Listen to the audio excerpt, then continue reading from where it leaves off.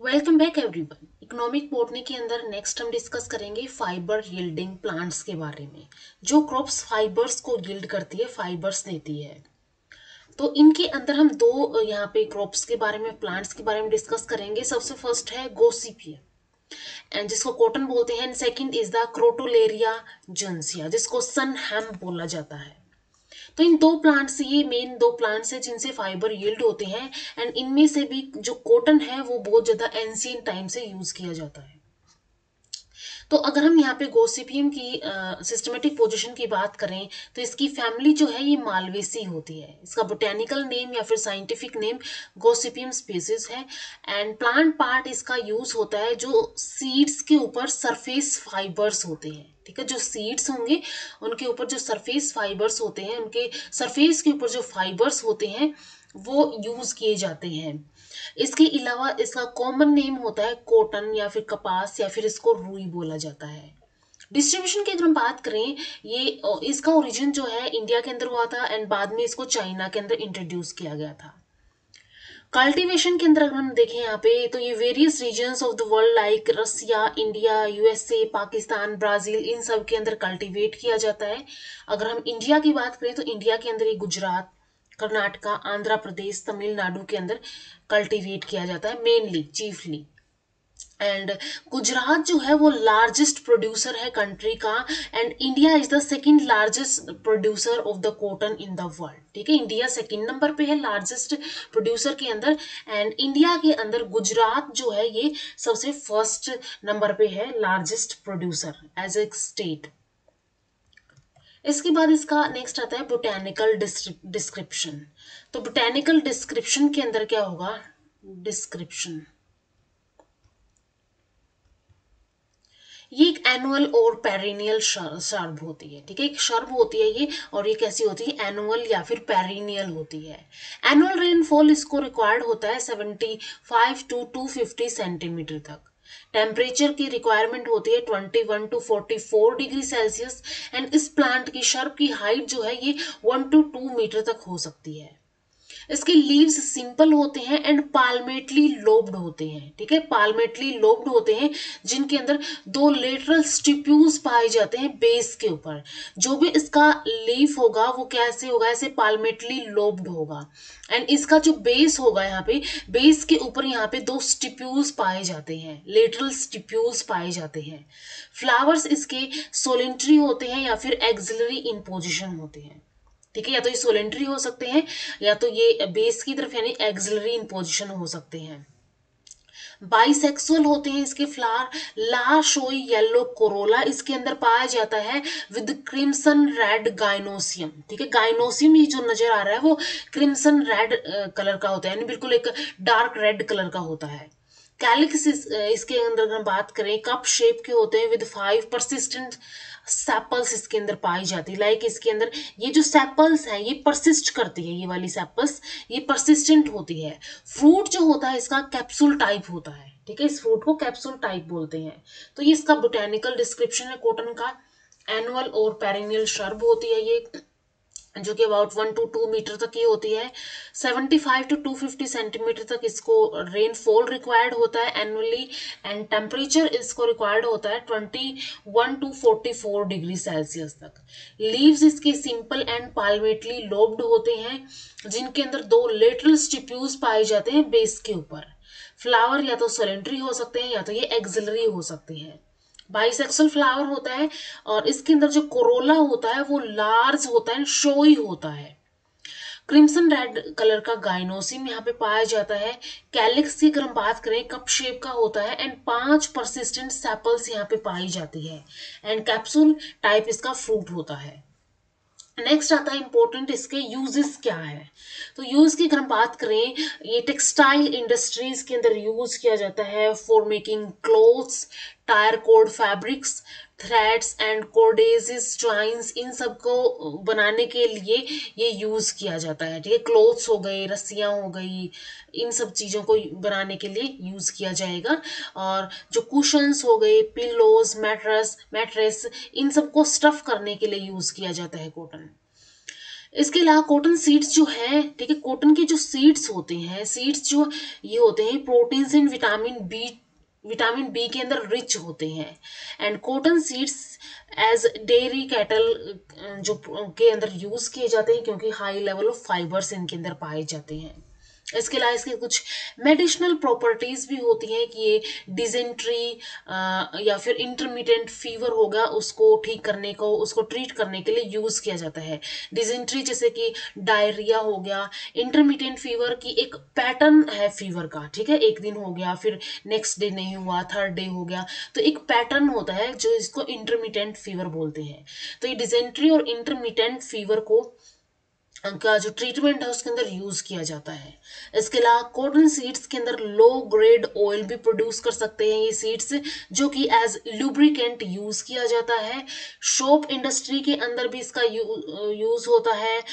जो oil cake होती है, ठीक है, जो गोसिपियम से ऑब्टेन होती है, ये एक एक्सीलेंट फर्टिलाइजर होता है एंड स्टॉक और जो कैटल फीड होती है उसके रूप में भी इसका उपयोग किया जाता है। तो ये कुछ यूजेस हैं, ठीक है, टेक्सटाइल इंडस्ट्री में हो गया। इसके अलावा जो स्टफिंग होती है और इसके अंदर अगर हम न्यूट्रिएंट्स की बात करें तो protein, vitamin B and fibres के अंदर हाई होता है। कुछ इसके अंदर मेडिसिनल प्रॉपर्टीज भी पाई जाती है। इसके अलावा ये एक लो ग्रेड ऑयल भी प्रोड्यूस करता है। सोप इंडस्ट्री के अंदर भी यूज होता है एंड जो ऑयल केक इससे बनते हैं वो एक एक्सीलेंट फर्टिलाइजर की तरह एक्ट करते हैं एंड जो कैटल फीड है उसके अंदर भी ये यूज किए जाते हैं। नेक्स्ट जो आता है फाइबर यील्डिंग प्लांट के अंदर, ये आता है क्रोटोलेरिया जुन्सिया, जिसको सन हेम्प बोला जाता है। फैमिली फैबेसी से बिलोंग करता है। इसका बोटेनिकल नेम या फिर साइंटिफिक नेम हो गया क्रोटोलेरिया जुन्सिया। कॉमन नेम इसके होते हैं सन हेम्प या फिर इसको सन नहीं बोला जाता है, या तो सिंपली इसको सन बोला जाता है। इसके अंदर जो इसके स्टेम बास्ट फाइबर्स होते हैं उनका यूज किया जाता है, ठीक है। जो स्टेम बास्ट फाइबर्स होते हैं, स्टेम बास्ट फाइबर क्या होंगे, जो फ्लोएम फाइबर्स होते हैं एक्चुअली, उनका यूज यहाँ पे फाइबर बनाने में यूज किया जाता है। इसके अलावा इसका डिस्ट्रीब्यूशन की अगर हम बात करें तो ये जो है कल्टीवेशन इसका होता है Ceylon, India and southern Asia के अंदर। इंडिया के अंदर ये यूपी, आंध्र प्रदेश, तमिलनाडु, बिहार, मध्य प्रदेश एंड महाराष्ट्र के अंदर कल्टीवेट किया जाता है। बोटेनिकल डिस्क्रिप्शन की अगर हम बात करें तो ये खरीफ क्रॉप होती है, ठीक है, खरीफ की क्रॉप होती है।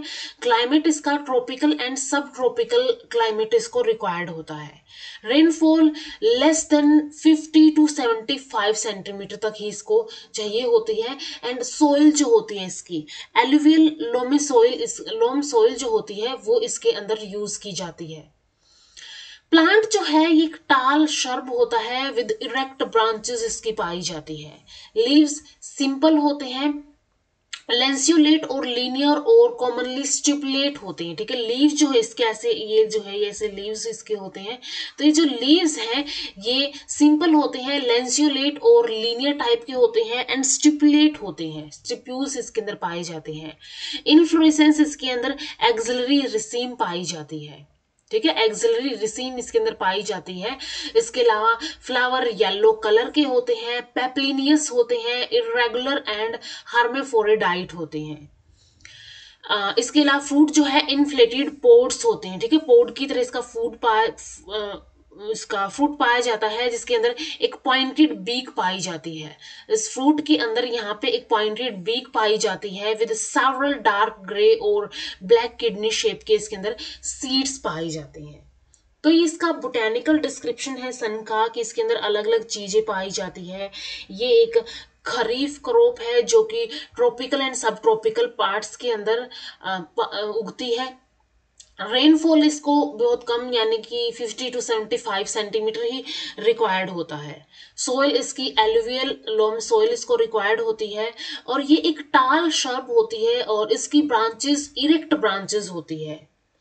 लीव्स इसके अंदर पाए जाते हैं लेंसियोलेट टू इसके अंदर लीनियर हो सकते हैं या तो ये कॉमनली स्टिपुलेट होते हैं।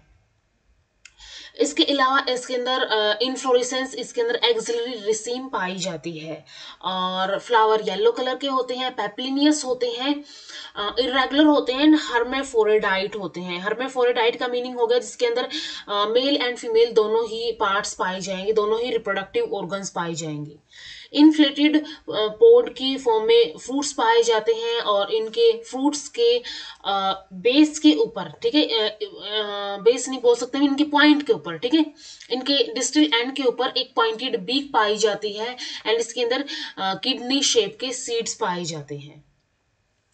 फाइबर्स और strands are like ribbon and very light in colour होते हैं, लॉन्ग लश्रस होते हैं अपीयरेंस के अंदर, ठीक है। फाइबर्स जो इनसे मिलेंगे सन से, ठीक है, ऐसे टाइप के होते हैं ये, रिबन लाइक होते हैं, बहुत लाइट कलर के होते हैं, लॉन्ग लश्रस होते हैं, थोड़े से चमकदार अपीयरेंस के अंदर होते हैं ये। फेरी रेजिस्टेंट होते हैं माइक्रो ऑर्गेनिजम्स एंड मॉइस्चर के लिए।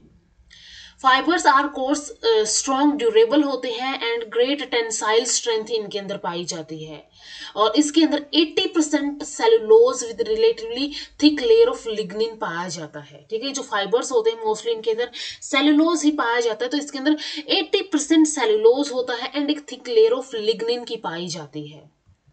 यूजेस की अगर हम बात करें तो जो सन है ये कोर्डेज, रस्सियां हो गई, इसके अलावा रोप्स हो गई, ट्वाइंस हो गई, कोड्स हो गई, इनको बनाने के काम आता है। जो फाइबर होते हैं प्लांट के वो एज रॉ मटेरियल की तरह यूज किए जाते हैं टिश्यू पेपर एंड क्रंसी पेपर बनाने के लिए, ठीक है।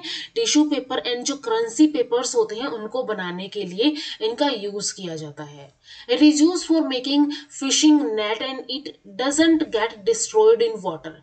एंड जो फिशिंग नेट बनते हैं उनको भी बनाने के लिए इनको यूज किया जाता है, क्योंकि जल्दी से डिस्ट्रॉय भी नहीं होते हैं वाटर के अंदर, क्योंकि मॉइस्चर रेजिस्टेंट होते हैं। The stalk and leaves of the plant are used as fodder for cattle.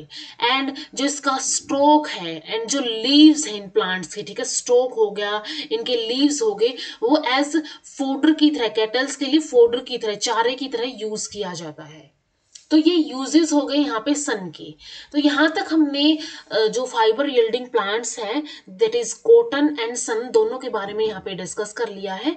Next video में डिस्कस करेंगे ऑयल यील्डिंग प्लांट्स के बारे में, या फिर ऑयल यील्डिंग क्रॉप्स के बारे में। तो इस वीडियो में इतना ही, मिलते हैं नेक्स्ट वीडियो में। वीडियो अगर हेल्पफुल लगी हो तो लाइक कीजिए, शेयर कीजिए अपने फ्रेंड्स के साथ, एंड चैनल को सब्सक्राइब कर लीजिए। Thank you so much.